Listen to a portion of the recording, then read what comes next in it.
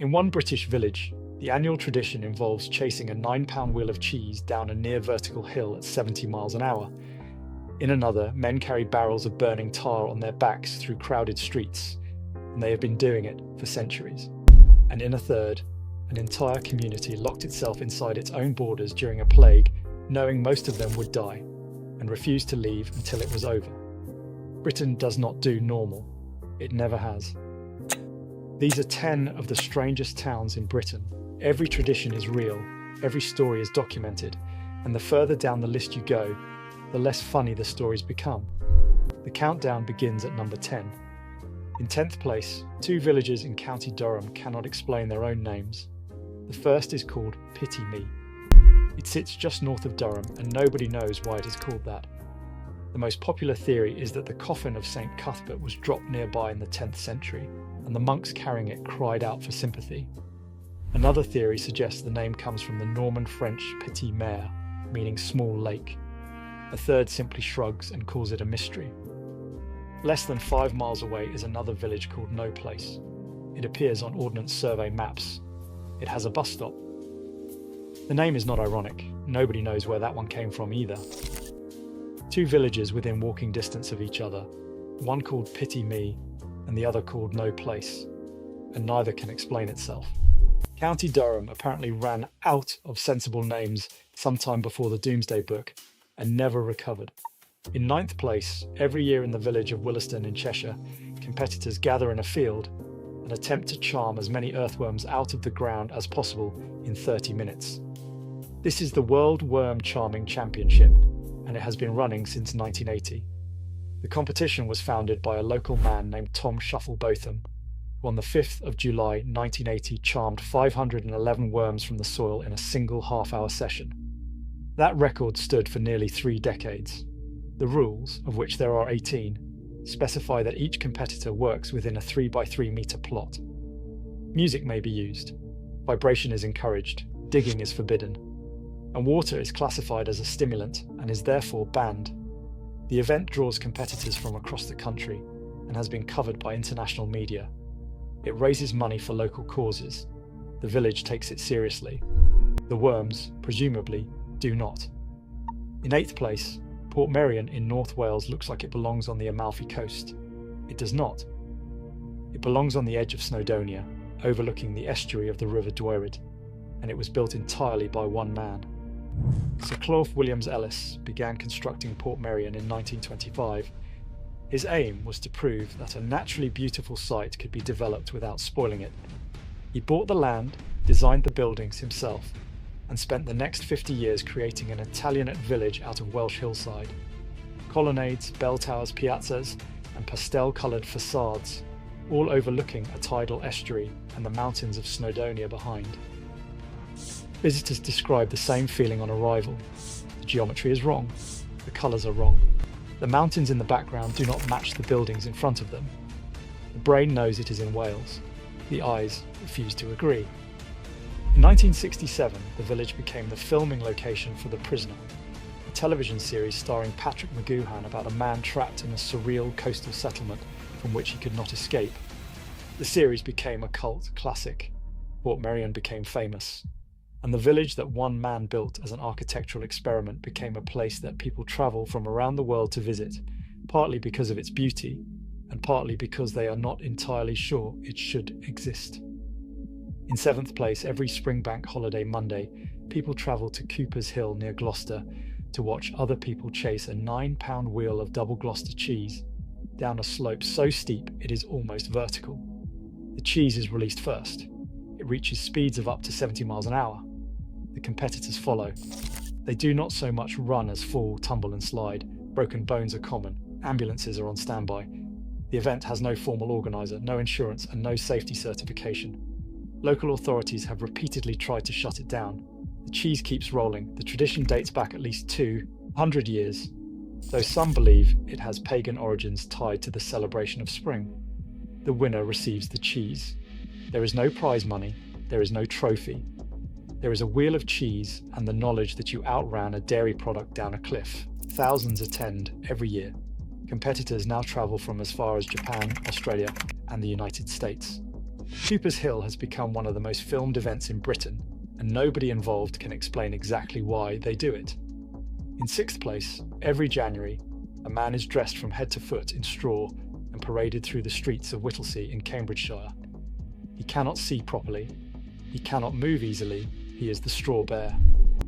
The tradition dates to at least the 19th century. The performer is encased entirely in a costume of tightly bound straw, led through the town by a keeper and made to dance, bow and perform for onlookers in exchange for food, drink or money.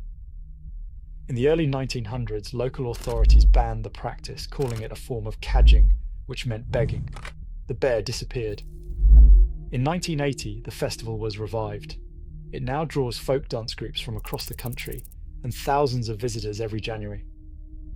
The streets fill with Morris dancers, Molly dancers and musicians, and at the centre of it all, the straw bear walks again. A tradition that was banned for being too strange came back, because the town decided it was not strange enough without it.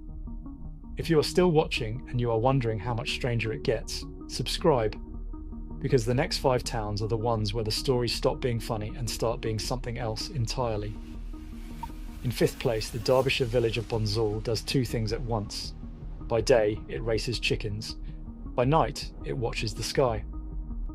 The World Championship hen racing is held annually at the Barley Mow pub. Chickens are placed at one end of a short course and encouraged to walk, run or wander toward the finish line. Results are unpredictable. Disqualifications are common. The event is taken exactly as seriously as it deserves to be. The second claim is less amusing. Bonsall has been a UFO hotspot for decades. Residents have reported unexplained lights above the village on multiple occasions, and footage of what locals call the Bonsall lights has been shared widely. In 2000, a resident filmed a series of bright objects hovering above the village at night. The footage was examined by investigators and never definitively explained. The locals discussed the lights in the same tone they used to discuss the hen racing, a village that races chickens and watches unidentified lights in the sky. Bonsall does not choose between its oddities, it runs them simultaneously. In fourth place, Todmorden in West Yorkshire has a habit of producing stories that should not be possible. The most famous occurred in June 1980. A man named Zygmunt Adamski, a retired coal miner from Tingley, disappeared from his home. 5 days later, his body was found on top of a 10-foot pile of coal in a yard in Todmorden, 20 miles away. His shirt, his wallet, and his watch were missing. His hair had been roughly cropped. He had only 1 day's growth of beard, despite having been missing for 5. His neck, head and shoulders were marked with burns that had been treated post-mortem with a substance forensic scientists could not identify. The coroner recorded an open verdict. The first police officer to attend the body was a young Todmorden constable named Alan Godfrey. 5 months later, on the 28th of November 1980, Godfrey was on a 5 a.m. patrol looking for some missing cows on the Burnley Road when he saw what he first thought was a double-decker bus blocking the road ahead. As he drove closer, he realised it was a rotating, diamond-shaped object, 20 feet high, 14 feet wide, hovering silently above the tarmac. His patrol car radio went dead. His personal radio went dead. He made a sketch of the object in his notebook. Then there was a flash of light, and he found himself sitting in his car 100 yards further down the road. His watch read 25 minutes later than it had moments before. He had no memory of the intervening time. 3 other officers and a bus driver reported seeing a brilliant white light over Todmorden that same morning. The timings matched. Godfrey filed an official report. His superiors attempted to have him sectioned. He was eventually transferred to Wakefield, and later said he had been hounded out of the police for refusing to give up his account. The same constable who had found Adamski's body on a coal pile in June had by November become the second strange story Todmorden produced in a single year. Until the end of his life, Godfrey maintained that the original sighting was real. The hypnosis sessions that followed, he said, were less certain. The object was not. 30 years later, the illusionist Darren Brown spent 3 months in Todmorden running a different kind of experiment. He chose a small bronze dog statue in Centre Vale Park, and with the help of a local journalist, he began spreading a rumour that the statue was lucky. The rumour caught. Residents began rubbing the dog's head before job interviews, before bingo, before raffles. The local press picked it up. Visitors started arriving from outside the town. People reported winning competitions. People reported getting jobs. By the time Brown revealed the whole thing on Channel 4 in 2011, the town genuinely believed. The final scene of the broadcast showed Wayne Stansfield, a local butcher, betting his life savings on a single roll of a dice.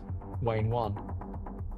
4 years later, Wayne Stansfield was killed crossing Halifax Road, yards from his own shop. Brown was, in his own words, devastated. The dog statue is still in the park. People still touch it.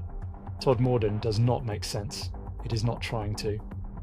In third place, every spring in the village of Combe on the North Devon coast, the hunting of the Earl of Rone begins.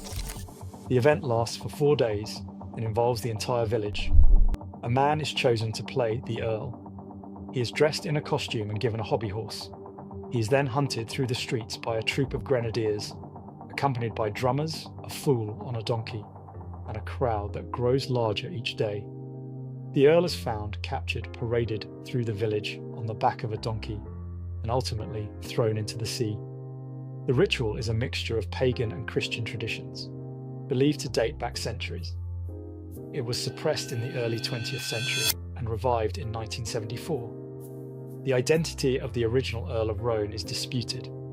Some believe it refers to the Earl of Tyrone, Hugh O'Neill, who fled Ireland during the flight of the Earls in 1607 and may have landed near Combe. Others believe the connection is coincidental and the tradition is purely pagan. Nobody knows for certain. The village does it anyway. Every year they hunt the Earl, they catch the Earl, and they throw the Earl into the sea, and then they go to the pub. In second place, on the 5th of November every year, the town of Ottery St Mary in Devon holds a tradition that no modern safety assessment would ever approve. Men and women carry barrels of burning tar on their backs through the crowded streets of the town. The barrels are soaked in tar and set alight. The carriers run with them through the narrow lanes, while spectators press against the walls to avoid the flames. The heat is intense. The risk is real. Injuries happen. The tradition has been documented for at least 300 years. 17 barrels are rolled through the town over the course of the evening, starting with a children's barrel in the afternoon and ending with the heaviest at midnight. Each barrel is sponsored by a local pub. The carriers are chosen from local families, and the right to carry is passed down through generations. Outsiders do not carry. This is Ottery's tradition, and Ottery keeps it. Local authorities and health and safety officials have raised concerns repeatedly. The town has responded by continuing. There is no fence between the crowd and the fire. There is no barrier between the carrier and the spectators. There is tradition and there is flame, and there is a town that has decided the two belong together. In first place, in September 1665, a bundle of cloth was delivered to the village of Eyam in Derbyshire from a tailor in London. The cloth was damp. Within days, the tailor's assistant, George Vickers, was dead. He was the first. The plague spread through the village through the autumn. Families panicked. Some wanted to flee. The rector, William Mompesson, and his predecessor, Thomas Stanley, persuaded the villagers to stay. They imposed a voluntary quarantine. Nobody would leave. Nobody would enter. Boundary stones were placed at the edges of the village. Outsiders left food and supplies at the stones. Villagers left payment in holes filled with vinegar, believing the acid would disinfect the coins. For 14 months, Eyam sealed itself off from the world. The plague moved from house to house. Families buried their own dead. Elizabeth Hancock buried 6 of her children and her husband in the space of 8 days, digging the graves herself and dragging the bodies across the fields because nobody was left to help her. Catherine Mompesson, the rector's wife, died on the 25th of August 1666. She had stayed, she had nursed the sick, and the plague took her anyway. By the time the last death was recorded in November 1666, at least 260 of Eyam's 350 residents were dead. Entire families had been erased. The neighbouring towns were spared. Today, the boundary stones are still there. The plague cottages still carry plaques with the names of the dead. The Riley graves, where Elizabeth Hancock buried her family, are still visible in the fields above the village. Eyam is open to visitors. It has a museum. It has a church with a stained glass window depicting the quarantine. The village that locked its own doors knowing what was coming and did not open them until it was over is the strangest place in Britain. Not because of what it did, but because nothing made them do it. They chose.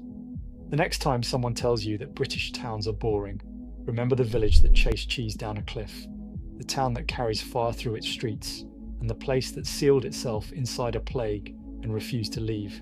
Subscribe for more Hidden Britain, the version that does not make sense.